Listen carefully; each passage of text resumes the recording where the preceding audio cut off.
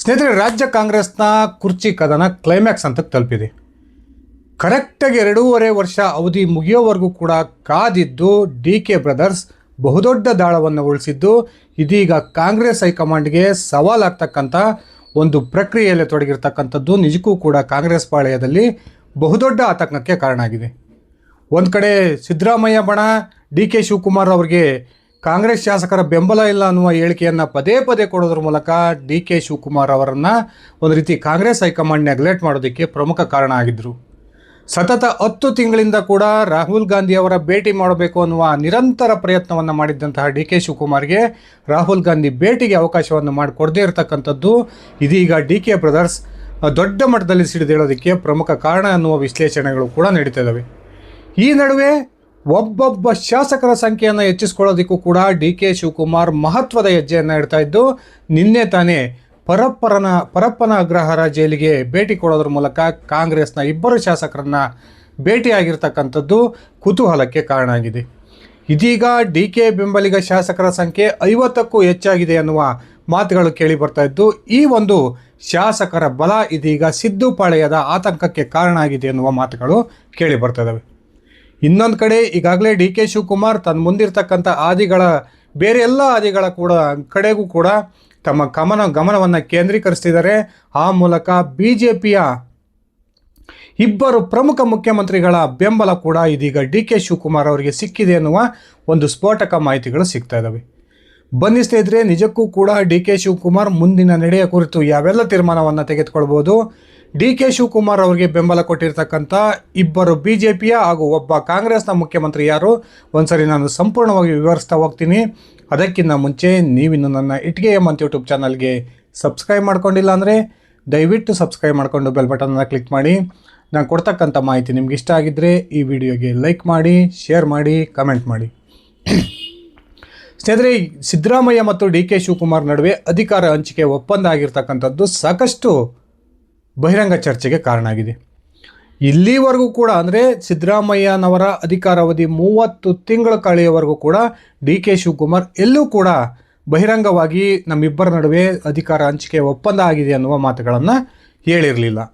ಆದರೆ ಕರೆಕ್ಟಾಗಿ ನವೆಂಬರ್ 20ನೇ ತಾರೀಕು ಡಿ ಕೆ ಸುರೇಶ್ ಒಂದು ಪತ್ರಿಕಾಗೋಷ್ಠಿಯನ್ನು ಕರೀತಾರೆ.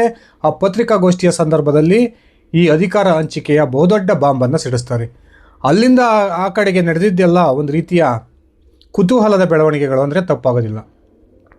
ಒಂದು ಕಡೆ ಸಿದ್ದು ಬಳಗ ಸಿದ್ದರಾಮಯ್ಯನವರನ್ನೇ ಮುಖ್ಯಮಂತ್ರಿ ಸ್ಥಾನದಲ್ಲಿ ಮುಂದುವರಿಸಬೇಕು ಅನ್ನುವ ಒಂದು ಇರಾದೆಯನ್ನಿಟ್ಕೊಂಡು ಆ ನಿಟ್ಟಿನಲ್ಲಿ ಪ್ರಯತ್ನವನ್ನು ಮಾಡೋದ್ರ ಮೂಲಕ ಸಿದ್ದರಾಮಯ್ಯ ಬಳಗದಲ್ಲಿ ಗುರುತಿಸಿಕೊಂಡಿರ್ತಕ್ಕಂಥ ಹಿರಿಯ ಸಚಿವರು ಪದೇ ಪದೇ ರಹಸ್ಯ ಸಭೆಗಳನ್ನು ನಡೆಸ್ತಾ ಇದ್ದರೆ, ಇನ್ನೊಂದು ಕಡೆ ಏಕಾಏಕಿ ಡಿ ಕೆ ಬೆಂಬಲಿಗರು ದೆಹಲಿಯ ಪ್ರವಾಸವನ್ನು ಕೈಗೊಳ್ತಾರೆ. ಆ ಮೂಲಕ ಮುಖ್ಯಮಂತ್ರಿ ಬದಲಾವಣೆಯ ವಿಚಾರಕ್ಕೆ ಬಹುದೊಡ್ಡ ಕಿಚ್ಚನ್ನು ಡಿ ಕೆ ಬಣ ಹಚ್ಚಿತು ಅಂದರೆ ತಪ್ಪಾಗೋದಿಲ್ಲ.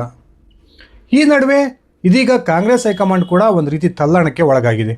ಡಿ ಕೆ ಶಿವಕುಮಾರ್ ಅವರ ಈ ಒಂದು ನಡೆಯನ್ನು ನಿಜಕ್ಕೂ ಕೂಡ ಕಾಂಗ್ರೆಸ್ ಹೈಕಮಾಂಡ್ ನಾಯಕರು ನಿರೀಕ್ಷೆ ಕೂಡ ಮಾಡಿರಲಿಲ್ಲ. ಯಾಕಂದರೆ ಡಿ ಕೆ ಶಿವಕುಮಾರ್ ಸಾಕಷ್ಟು ಸಂಕಷ್ಟ ಬಂದಂಥ ಸಂದರ್ಭದಲ್ಲೂ ಕೂಡ ಪಕ್ಷವನ್ನು ತೊರೆದು ಅನ್ಯ ಪಕ್ಷದ ಕಡೆಗೆ ತಮ್ಮ ಗಮನವನ್ನು ಕೊಟ್ಟಿರಲಿಲ್ಲ. ಈ ಬಾರಿಯೂ ಕೂಡ ಡಿ ಕೆ ಶಿವಕುಮಾರ್ ಸಮಾಧಾನ ಆಗ್ತಾರೆ. ಕಾಂಗ್ರೆಸ್ ಹೈಕಮಾಂಡ್ ನಾಯಕರು ಡಿ ಕೆ ಶಿವಕುಮಾರ್ ಅವರನ್ನು ಕರೆದು ಸಮಾಧಾನ ಮಾಡ್ಬೋದು ಅನ್ನುವ ಲೆಕ್ಕಾಚಾರದಲ್ಲೇ ಇದ್ದರು. ಆದರೆ ಇದೀಗ ಡಿ ಕೆ ಮತ್ತು ಅವರ ಬೆಂಬಲಿಗರು ಒಂದು ಅಂತಿಮ ನಿರ್ಧಾರಕ್ಕೆ ಬಂದಿದ್ದಾರೆ. ಕಾಂಗ್ರೆಸ್ ಹೈಕಮಾಂಡ್ ಏನಾದರೂ ಡಿ ಕೆ ಶಿವಕುಮಾರ್ ಅವರನ್ನು ಈ ಡಿಸೆಂಬರ್ ವೇಳೆಗೆ ಮುಖ್ಯಮಂತ್ರಿ ಮಾಡದೇ ಹೋದರೆ ನಮ್ಮ ದಾರಿ ನಮಗೆ ಅನ್ನುವ ಒಂದು ಸ್ಪಷ್ಟ ತೀರ್ಮಾನವನ್ನು ಕೂಡ ಈಗಾಗಲೇ ಡಿ ಕೆ ಬೆಂಬಲಿಗರು ತೆಗೆದುಕೊಂಡಿದ್ದಾರೆ. ಈ ನಡುವೆ ಡಿ ಕೆ ಶಿವಕುಮಾರ್ 2 ಪ್ರಮುಖ ಅವಕಾಶಗಳಿಗಾಗಿ ಇದೀಗ ತನ್ನ ಶಾಸಕರ ಬೆಂಬಲವನ್ನು ಹೆಚ್ಚಿಸ್ಕೊಳ್ತಕ್ಕಂಥ ನಿರಂತರ ಪ್ರಯತ್ನವನ್ನು ಮಾಡ್ತಾ ಇದ್ದಾರೆ. ಈ ಶಾಸಕರ ಸಂಖ್ಯೆಯ ಕಡೆ ಡಿ ಕೆ ಶಿವಕುಮಾರ್ ಯಾವ ರೀತಿ ಗಮನವನ್ನು ಕೊಡ್ತಾ ಇದ್ದಾರೆ ಅನ್ನೋದಕ್ಕೆ ಪ್ರಮುಖ ಸಾಕ್ಷಿ ನಿನ್ನೆ ಅವರು ಪರಪ್ಪನ ಅಗ್ರಹಾರ ಜೈಲಿಗೆ ಹೋಗಿ ವಿನಯ್ ಕುಲಕರ್ಣಿ ಮತ್ತು ಚಿತ್ರದುರ್ಗದ ಶಾಸಕ ವೀರೇಂದ್ರ ಪಪ್ಪಿ ಅವರನ್ನು ಭೇಟಿ ಮಾಡಿ ಅವರ ಬೆಂಬಲವನ್ನು ಕೋರಿದ್ದೇ ಸಾಕ್ಷಿಯಾಗಿದೆ. ಈ ನಡುವೆ 2 BJPಯ ಮುಖ್ಯಮಂತ್ರಿಗಳು, ಮಹಾರಾಷ್ಟ್ರದ ಮುಖ್ಯಮಂತ್ರಿ ದೇವೇಂದ್ರ ಫಡ್ನವೀಸ್, ಇನ್ನೊಂದು ಕಡೆ ಗೋವಾದ ಮುಖ್ಯಮಂತ್ರಿ ಪ್ರಮೋದ್ ಸಾವಂತ್ ಇದೀಗ ಡಿ ಕೆ ಶಿವಕುಮಾರ್ ಅವರ ಬೆಂಬಲಕ್ಕೆ ನಿಂತಿದ್ದಾರೆ. ಆ ಮೂಲಕ ಡಿ ಕೆ ಶಿವಕುಮಾರ್ ಅವರ ಬಳಗದ ಒಂದು ಬೆಂಬಲಿಗರ ಸಂಖ್ಯೆಯನ್ನು ಹೆಚ್ಚೋದಕ್ಕೆ ನಾವು ಎಲ್ಲ ರೀತಿಯ ಸಹಾಯವನ್ನು ಕೂಡ ನಿಮಗೆ ಮಾಡ್ತೀವಿ ಅನ್ನುವ ಭರವಸೆಯನ್ನು ಕೂಡ ಕೊಟ್ಟಿದ್ದಾರೆ ಅನ್ನುವ ಮಾತುಗಳು ಕೇಳಿ ಬರ್ತಾ ಇದ್ದಾವೆ. ಇನ್ನೊಂದು ಕಡೆ ತೆಲಂಗಾಣದ ಮುಖ್ಯಮಂತ್ರಿ ಕಾಂಗ್ರೆಸ್ನ ರೇವಂತ್ ರೆಡ್ಡಿ ಕೂಡ ಕರ್ನಾಟಕದ ತೆಲಂಗಾಣಕ್ಕೆ ಹೊಂದ್ಕೊಂಡಿರ್ತಕ್ಕಂಥ ಗಡಿ ಜಿಲ್ಲೆಗಳ ಸಾಕಷ್ಟು ಕಾಂಗ್ರೆಸ್ ಶಾಸಕರ ಸಂಪರ್ಕ ಇದೆ. ಇದೀಗ ರೇವಂತ್ ರೆಡ್ಡಿ ಕೂಡ ಬಹಿರಂಗವಾಗಿ ಡಿ ಕೆ ಶಿವಕುಮಾರ್ ಅವರ ಬೆಂಬಲಕ್ಕೆ ನಿಂತಿದ್ದು, ಡಿ ಕೆ ಬಳಗದ ಒಂದು ಶಾಸಕರ ಸಂಖ್ಯೆಯನ್ನು ಹೆಚ್ಚಿಸೋದಕ್ಕೆ ರೇವಂತ್ ರೆಡ್ಡಿ ಕೂಡ ನಿರಂತರ ಒಂದು ಪ್ರಯತ್ನವನ್ನು ನಡೆಸ್ತಾ ಇದ್ದಾರೆ ಎನ್ನುವ ಮಾಹಿತಿಗಳು ಸಿಗ್ತಾ ಇದ್ದು, ಒಟ್ಟು 3 ಮುಖ್ಯಮಂತ್ರಿಗಳ ಬೆಂಬಲದೊಂದಿಗೆ ಡಿ ಕೆ ಶಿವಕುಮಾರ್ ಪ್ರಮುಖ 2 ಅವಕಾಶಗಳನ್ನು ಓಪನ್ ಮಾಡ್ಕೊಳ್ಳೋ ಒಂದು ಪ್ರಯತ್ನವನ್ನು ನಡೆಸ್ತಾ ಇದ್ದಾರೆ. ಒಂದು ಕಡೆ ಡಿ ಕೆ ಶಿವಕುಮಾರ್ಗೆ ಶಾಸಕರ ಬೆಂಬಲ ಇಲ್ಲ ಅನ್ನೋ ಒಂದು ಅಂಶವನ್ನು ಇಟ್ಕೊಂಡೇ ಇಲ್ಲಿವರೆಗೂ ಕೂಡ ಕಾಂಗ್ರೆಸ್ ಹೈಕಮಾಂಡನ್ನು ಕಟ್ಟಿ ಹಾಕಿದ್ದಂಥ ಸಿದ್ದರಾಮಯ್ಯನವರಿಗೆ ಇದೀಗ ಡಿ ಕೆ ಬೆಂಬಲಕ್ಕೆ 50ಕ್ಕೂ ಹೆಚ್ಚು ಕಾಂಗ್ರೆಸ್ ಶಾಸಕರು ನಿಂತಿದ್ದಾರೆ ಅನ್ನುವ ಒಂದು ಮಾಹಿತಿಗಳು ಸಿಗ್ತಾ ಇದ್ದು, ಈ ಕಾರಣಕ್ಕೆ ಕಾಂಗ್ರೆಸ್ ಹೈಕಮಾಂಡ್ ಕೂಡ ಈಗ ಡಿ ಕೆ ಅವರ ಪರವಾಗಿ ಒಂದು ರೀತಿ ಯೋಚನೆ ಮಾಡ್ತಕ್ಕಂಥ ಒಂದು ಪರಿಸ್ಥಿತಿಗೆ ಬಂದು ನಿಂತಿದೆ. ಇಲ್ಲಿವರೆಗೂ ಕೂಡ ಡಿ ಕೆ ಶಿವಕುಮಾರ್ ಅವರನ್ನು ಅತ್ಯಂತ ನಿರ್ಲಕ್ಷ್ಯ ಮಾಡ್ತಾ ಇದ್ದಂತಹ ಕಾಂಗ್ರೆಸ್ ಹೈಕಮಾಂಡ್ ನಾಯಕರು ರಾಜ್ಯದಲ್ಲಿ ಯಾವಾಗ ಈ ರೀತಿಯ ಒಂದು ಬೆಳವಣಿಗೆಗಳು ನಡೀತಾ ಇತ್ತೋ ಆ ತಕ್ಷಣಕ್ಕೆ ಮಲ್ಲಿಕಾರ್ಜುನ್ ಖರ್ಗೆ ಅವರು ರಾಜ್ಯಕ್ಕೆ ದೌಡಾಯಿಸಿದ್ದಾರೆ. ಅದರ ಜೊತೆಗೆ ಕಾಂಗ್ರೆಸ್ನ ಮತ್ತೊಬ್ಬ AICC ಮಟ್ಟದ ನಾಯಕ ಜಯರಾಮ್ ರಮೇಶ್ ಕೂಡ ಇವತ್ತು ರಾಜ್ಯಕ್ಕೆ ಬರ್ತಾರೆ ಅನ್ನುವ ಮಾಹಿತಿಗಳು ಸಿಗ್ತಾ ಇದ್ದಾವೆ. ಇನ್ನೊಂದು ಕಡೆ ಡಿ ಕೆ ಬ್ರದರ್ಸ್ ಅವರನ್ನು ಮಲ್ಲಿಕಾರ್ಜುನ್ ಖರ್ಗೆ ಅವರು ತಮ್ಮ ನಿವಾಸಕ್ಕೆ ಮೀಟಿಂಗಿಗೆ ಕರೆದಿರ್ತಕ್ಕಂಥದ್ದು ಕೂಡ ಸಾಕಷ್ಟು ಕುತೂಹಲವನ್ನು ಕೆರಳಿಸಿದ್ದು, ನಿಜಕ್ಕೂ ಡಿ ಕೆ ಶಿವಕುಮಾರ್ ತಮ್ಮ ಅಂತಿಮ ನಿರ್ಧಾರವನ್ನು ತಮ್ಮ AICCಯ ಅಧ್ಯಕ್ಷರ ಮುಂದೆ ಇವತ್ತೇ ಸ್ಪಷ್ಟಪಡಿಸ್ತಾರ ಅನ್ನುವ ಒಂದು ಪ್ರಶ್ನೆಗಳು ಕೂಡ ಹುಟ್ಕೊಂಡಿದ್ದಾವೆ. ಒಂದು ಕಡೆ BJP ಕೂಡ ಅವಕಾಶಕ್ಕಾಗಿ ಕಾದು ಕುಳಿತಿದ್ದು, ಒಂದು ವೇಳೆ ಡಿ ಕೆ ಬೆಂಬಲಿಗರ ಶಾಸಕರ ಸಂಖ್ಯೆ 50ಕ್ಕೂ ಹೆಚ್ಚು ದಾಟಿದರೆ ಆಗ BJPಯ ರಾಷ್ಟ್ರೀಯ ನಾಯಕರು ನೇರವಾಗಿ ರಾಜ್ಯ ಕಾಂಗ್ರೆಸ್ನ ಈ ಒಂದು ಭಿನ್ನ ಮತದ ಲಾಭವನ್ನು ಪಡಿತಕ್ಕಂಥ ಪ್ರಯತ್ನವನ್ನು ಮಾಡುತ್ತೆ ಅನ್ನುವ ಮಾಹಿತಿಗಳು ಸಿಗ್ತಾ ಇದ್ದು, ಈಗಾಗಲೇ ಆ ಒಂದು ಭಿನ್ನ ಮತದ ಲಾಭವನ್ನು ಪಡೆಯೋದಕ್ಕೆ 2 ಪ್ರಮುಖ ಮುಖ್ಯಮಂತ್ರಿಗಳನ್ನು ಇದೀಗ ಕರ್ನಾಟಕ ಕಾಂಗ್ರೆಸ್ನ ಮೇಲೆ ಕಣ್ಣಿಡಬೇಕು ಅನ್ನುವ ಒಂದು ಸ್ಪಷ್ಟ ಸೂಚನೆಯನ್ನು ರವಾನಿಸಿದೆ BJP ಹೈಕಮಾಂಡ್ ಅನ್ನುವ ಮಾಹಿತಿಗಳು ಕೂಡ ಸಿಗ್ತಾ ಇದ್ದಾವೆ. ಒಂದು ಕಡೆ ದೇವೇಂದ್ರ ಫಡ್ನವೀಸ್, ಇನ್ನೊಂದು ಕಡೆ ಗೋವಾದ ಮುಖ್ಯಮಂತ್ರಿ ಆಗಿರ್ತಕ್ಕಂಥ ಪ್ರಮೋದ್ ಸಾವಂತ್ ನಿರಂತರವಾಗಿ ಕರ್ನಾಟಕದ ಕಾಂಗ್ರೆಸ್ನಲ್ಲಿ ನಡೀತಿರ್ತಕ್ಕಂಥ ರಾಜಕೀಯ ವಿಪ್ಲವ ಹಾಗೂ ಅದರ ಬೆಳವಣಿಗೆಗಳ ಮೇಲೆ ಸೂಕ್ತ ಗಮನವನ್ನು ಇಟ್ಟಿದ್ದು, ಒಂದು ವೇಳೆ ಅಂಥ ಅವಕಾಶ ಒದಗಿ ಬಂದರೆ ಕರ್ನಾಟಕದಲ್ಲಿ BJP ನೇತೃತ್ವದ ಸರ್ಕಾರದ ಸ್ಥಾಪನೆಗೂ ಕೂಡ BJP ಹೈಕಮಾಂಡ್ ನಾಯಕರು ಇದೀಗ ಪ್ರಯತ್ನವನ್ನು ನಡೆಸ್ಬೋದು ಅನ್ನುವ ಮಾತುಗಳು ಕೇಳಿ ಬರ್ತಿದ್ದಾವೆ. ಒಂದು ಕಡೆ ಡಿ ಕೆ ಶಿವಕುಮಾರ್ ಬೆಂಬಲಿಗರ ಸಂಖ್ಯೆ ಜಾಸ್ತಿ ಆದರೆ ಕಾಂಗ್ರೆಸ್ ಹೈಕಮಾಂಡ್ ಕೂಡ ಡಿ ಕೆ ಶಿವಕುಮಾರ್ ಅವರ ಒಂದು ವಿಚಾರವನ್ನು ಅತ್ಯಂತ ಗಂಭೀರವಾಗಿ ತೆಗೆದುಕೊಳ್ಳುತ್ತೆ. ಇನ್ನೊಂದು ಕಡೆ ಡಿ ಕೆ ಶಿವಕುಮಾರ್ಗೆ BJPಯೊಂದಿಗೆ ಒಂದು ಹೊಂದಾಣಿಕೆಯನ್ನು ಮಾಡ್ಕೊಳ್ತಕ್ಕಂಥ ಅವಕಾಶ ಕೂಡ ತೆರೆದಿಡುತ್ತೆ.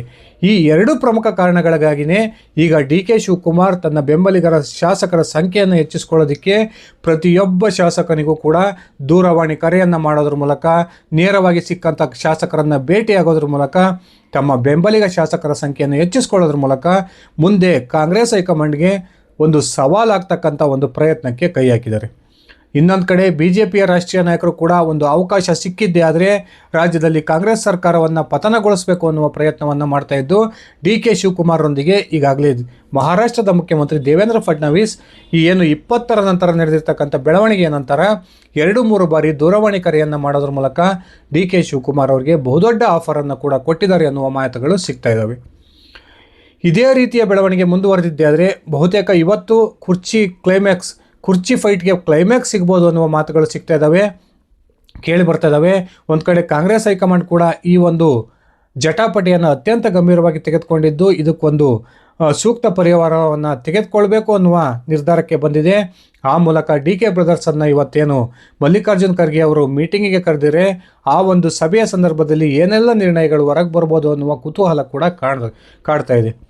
ಆ ನಿಟ್ಟಿನಲ್ಲಿ ಒಂದು ವೇಳೆ ತನ್ನ ಪರವಾಗಿ ಕಾಂಗ್ರೆಸ್ ಹೈಕಮಾಂಡ್ ನಿರ್ಧಾರವನ್ನು ತೆಗೆದುಕೊಂಡ್ರೆ ರಾಜ್ಯದ ಮುಖ್ಯಮಂತ್ರಿಯಾಗಿ ಕಾಂಗ್ರೆಸ್ನಿಂದಲೇ ಡಿ ಕೆ ಶಿವಕುಮಾರ್ ಮುಖ್ಯಮಂತ್ರಿ ಆಗ್ತಾರೆ.